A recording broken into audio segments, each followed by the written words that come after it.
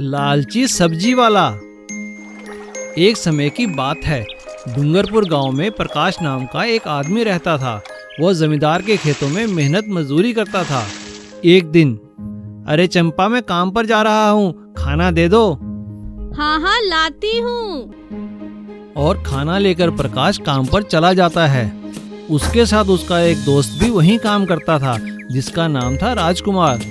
वह बहुत ही लालची था। अरे प्रकाश, कैसे हो? मैं ठीक हूँ भाई, तुम कैसे हो? तुम्हारे घर में सब ठीक है ना? हाँ हाँ, कल ही सब लोग अपनी नानी के यहाँ गए हैं। तो चलो आज शाम को मेरे साथ घर चलो, हमारे साथ ही खाना खाना। दोनों काम खत्म करके शाम को प्रकाश के घर आते हैं। आइए आइए भाई साहब, नमस्ते। कैसे हैं आप? आपके घर में सब ठीक तो है ना? भाभी को नहीं लाए साथ में? हाँ बहन जी, सब ठीक है। आपकी भाभी अपने मायके गई हुई है। क्या ठीक है भाई साहब, आप लोग मजदूरी करते हैं और मुनाफा तो जमींदार ले जाता है। तो हम कर ही क्या सकते हैं चंपा? आप लोग मिलकर एक सब्जी का ठेला लगा लीजिए। आप लोग सब्जियां उगाते हैं तो खुद ही बेच कर देखिए, काफी मुनाफा मिलेगा। चंपा की बात मानकर अगले ही दिन से राजकुमार और प्रकाश दोनों मिलकर गांव के बाजार में एक सब्जी का ठेला लगा लेते हैं। सब्जी ले लो सब्जी, हरी हरी सब्जी। सब्जी ले लो सब्जी, ताजी ताजी सब्जी। देखते ही देखते उनकी सारी सब्जियां बिक जाती हैं। एक महीने बाद, अरे प्रकाश, तेरी बीवी तो बहुत समझदार है, देखो हमें कितना मुनाफा हुआ है। और वह दोनों मुनाफे का पैसा आधा आधा बांट लेते हैं। लेकिन घर पहुंचकर राजकुमार के मन में लालच आ जाता है। वह सोचता है क्यों ना मैं सारा ही ठेला खुद चला लूं। अगले दिन वह प्रकाश से आकर कहता है, तुम दोनों ने मिलकर मुझे धोखा दिया है, हिसाब में गड़बड़ी की है। राजकुमार उन्हें ठेला देने या फिर उनके खिलाफ पुलिस में शिकायत करने की धमकी देता है। अरे नहीं नहीं, आप पुलिस में शिकायत मत कीजिए। आप हमारे पैसे वापस दे दीजिए जो हमने इसमें लगाए हैं, और ठेला आप ही रख लीजिए। अगले दिन से राजकुमार अकेला ही सब्जी बेचने निकल जाता है और उसकी सारी सब्जी बिक जाती है। लेकिन उसके मन में लालच आ जाता है। वह सोचता है कैसे अधिक मुनाफा कमाया जाए। तभी उसकी बीवी रामकली उससे कहती है, मैंने शहर में देखा था सब्जी वाला सब्जियों को रंग में डुबोकर बेचता है। उससे सब्जियां और ताजा लगती हैं और मुनाफा भी बहुत होता है। अगले दिन से राजकुमार ने भी ऐसा ही करना शुरू कर दिया। वो पुरानी सब्जियों को रंग भरे पानी में डुबोकर अगले दिन बेच देता था। गांव के डॉक्टर ने एक दिन राजकुमार को सब्जियों में रंग लगाते देख लिया और पुलिस को बता दिया। पुलिस आकर राजकुमार को पकड़कर ले गई। इसीलिए कहते हैं, ईमानदारी से किया गया काम ही फल देता है। घमंडी नूडल वाला। मदन शहर में नूडल का ठेला लगाता था, लेकिन उसका काम वहाँ चल नहीं रहा था। आजकल नूडल बेचने के इतने ठेले हो गए हैं, कोई मेरे पास नहीं आता। काम बहुत ही मंदा चल रहा है, लगता है वापस गांव ही जाना पड़ेगा। मदन अपनी पत्नी के साथ वापस गांव आ गया। क्यों जी, हम यहाँ गांव में अब क्या करेंगे? अरे हमें तो एक ही काम आता है, नूडल बनाना। वही काम शुरू कर लेता हूँ। वैसे भी यहाँ कोई नूडल की दुकान या ठेला तो है नहीं, तो हमारा कंपटीशन भी नहीं होगा। सब मेरे पास ही आएंगे नूडल खाने। मदन ने गांव में नूडल का ठेला लगा लिया। लोग उसके ठेले पर आते हैं पर खरीदते कुछ नहीं। ठेला लगाए तो 10 दिन हो चुके हैं, लेकिन एक भी गांव वाला नूडल खाने नहीं आया। सब तो बस देख कर चले जाते हैं। इस तरह कैसे चलेगा जी? बहुत नुकसान हो रहा है, कुछ तो करो। हाँ, कुछ तो करना ही पड़ेगा, वरना मजदूरी करनी पड़ेगी। मदन सलाह लेने अपने दोस्त रघु के पास गया। तो फिर क्या सोचा आपने? मैंने अपने बचपन के दोस्त रघु से पूछा था। वो कह रहा था कि गांव वालों को पता ही नहीं है चाउमीन कैसी होती है, इसलिए वो चाउमीन खाने नहीं आ रहे हैं। वे गांव वाले हैं, बिना सोचे समझे कहीं पैसा नहीं खर्चते। तो फिर अब क्या करें? इन्हें कैसे चाउमीन बेचें? परसों इसी गांव में रघु की शादी है। मैंने सोचा है कि उसकी शादी में गांव वालों को मुफ्त में नूडल खिला दूंगा। इससे उनको नूडल का स्वाद भी पता चल जाएगा।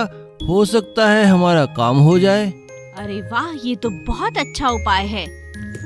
मदन ने ऐसा ही किया। रघु की शादी पर मदन ने सबको नूडल खिलाए। लोगों को नूडल का स्वाद बहुत पसंद आया और वे नूडल खाने मदन के ठेले पर आने लगे।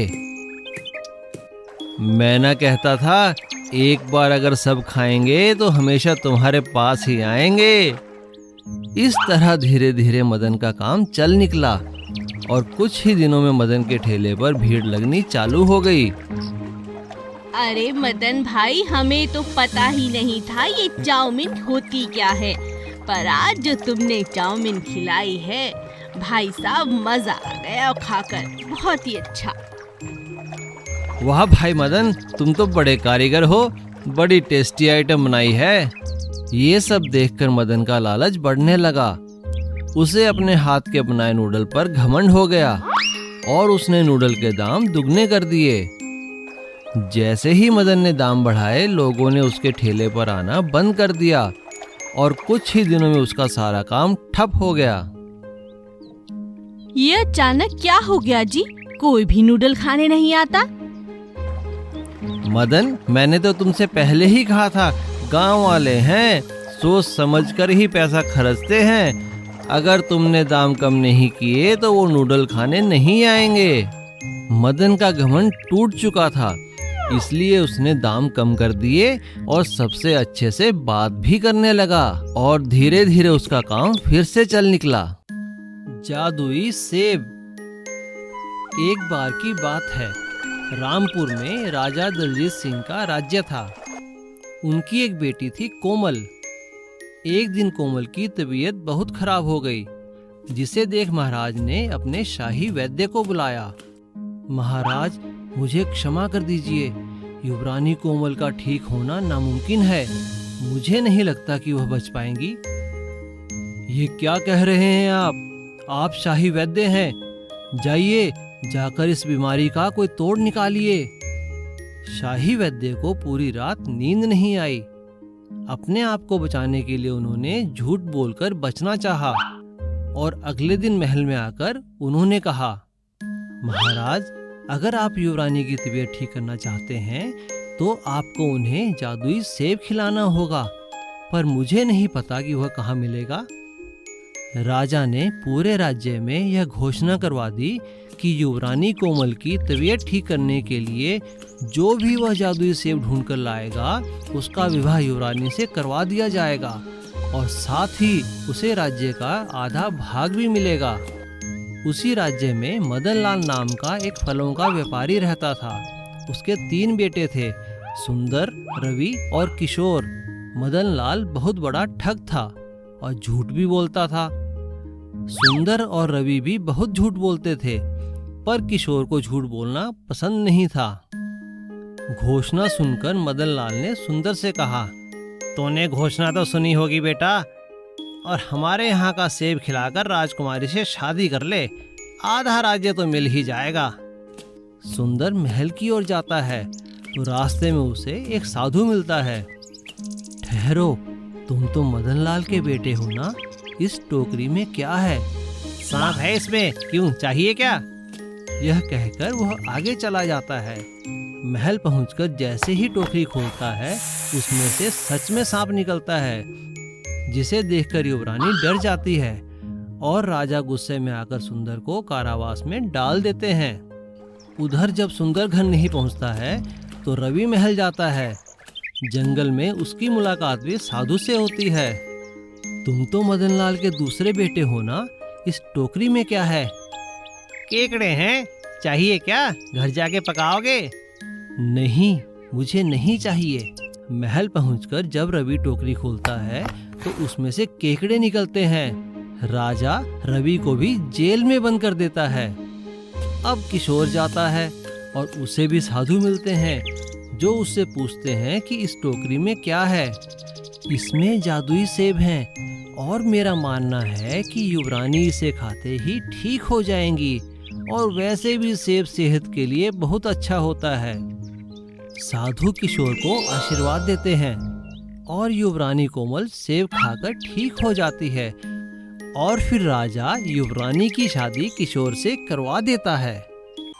रसगुल्ले वाला कदम। गोपालपुर गांव में एक बहुत ही मशहूर रसगुल्ले वाला था कदम। उसी गांव में एक चालाक लड़का चिंटू भी रहता था। वो बिना मेहनत किए किसी को भी बातों में लगाकर अपना काम निकाल लेता था। आज रसगुल्ला खाने का बहुत जी चाहता है। कदम की दुकान पर कितनी भीड़ है, चलो मौके का फायदा उठाता हूँ। अरे भाई, लगता है तुम बड़े अच्छे रसगुल्ले बनाते हो, इसीलिए इतनी भीड़ है। बस भगवान की कृपा है, तो लाओ हमें भी तो खिलाओ भाई। कदम चिंटू को रसगुल्ले की प्लेट देता है और चिंटू एक के बाद एक 3-4 प्लेट रसगुल्ला खा जाता है। जैसे ही कदम चिंटू को आखिरी प्लेट परोसने लगता है, चिंटू एक मरी हुई छिपकली उसके रसगुल्ले के पतीले के पास फेंक देता है और जोर जोर से चिल्लाने लगता है, अरे बचाओ, हाय मेरे पेट में दर्द हो रहा है। अरे भाई, तुमने रसगुल्ले में क्या मिला दिया ऐसा जिसे खाते ही मेरे पेट में दर्द हो रहा है? अरे इस पतीले में तो छिपकली पड़ी है, लगता है तभी मेरा पेट दर्द हो रहा है। अरे नहीं भाई, ये अनजाने में ऐसा हो गया होगा। ये लो पैसे और अपना इलाज करवा लेना, और पुलिस को मत बताना, नहीं तो मैं अपना घर नहीं चला पाऊंगा, मेरा ठेला बंद हो जाएगा। अरे वो तो ठीक है, लेकिन इतनी बीमार हालत में मेरा घर कैसे चलेगा? ठीक है भाई, मैं तुम्हें और ज़्यादा पैसे दे देता हूँ, जब तक आप ठीक नहीं होते तब तक आपका घर चलाने के लिए। कई दिनों तक ऐसा ही चलता रहा। एक दिन कदम बहुत परेशान था, तब उसकी माँ ने कहा, अरे ये तू मुंह लटका कर क्यों बैठा है? कदम ने पूरी बात अपनी माँ को बताई। अरे तो ये बात तूने मुझे पहले क्यों नहीं बताई? अगले दिन कदम की माँ दुकान पर अपनी 2 सहेलियों के साथ आती है। वहाँ चिंटू बड़े मजे से रसगुल्ले खा रहा था और अचानक एक औरत जोर जोर से चिल्लाने लगती है, चोर चोर चोर, इस आदमी ने मेरा हार चुराया है। अरे मैंने कोई चोरी नहीं की है, मुझे छोड़ दो, मुझे मत मारो, मुझे छोड़ दो। अरे चिंटू, अगर तुम इन औरतों से बचना चाहते हो तो इनका सामान वापस कर दो। अरे कदम भाई, मैंने चोरी की ही नहीं है। अगर नहीं भी की है, जो तुम्हारे पास पैसे पड़े हैं इन्हें देकर अपनी जान छुड़ाओ। और चिंटू डर के मारे अपनी जेब से पैसे निकालकर उन औरतों को देकर वहां से भाग जाता है। इसीलिए कहते हैं, जैसी करनी वैसी भरनी। Please subscribe.